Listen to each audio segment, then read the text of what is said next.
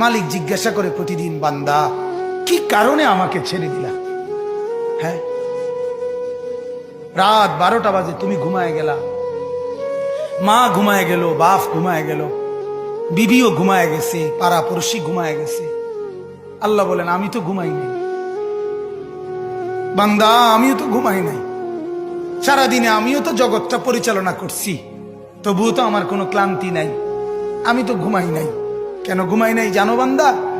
রাতের 2টা বাজে যদি তোমার পেশাব করতে হয়, রাতের 3টা বাজে যদি তোমার দরজা খুলতে হয়, তখন যদি তোমাকে উঠতে হয়, আর আমি যদি ঘুমায় যাই বান্দা, তোমারে চোখ মেলে দিবে কে?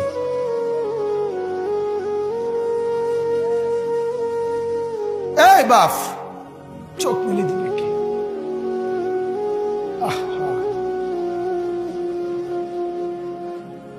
আল্লাহ আমাদের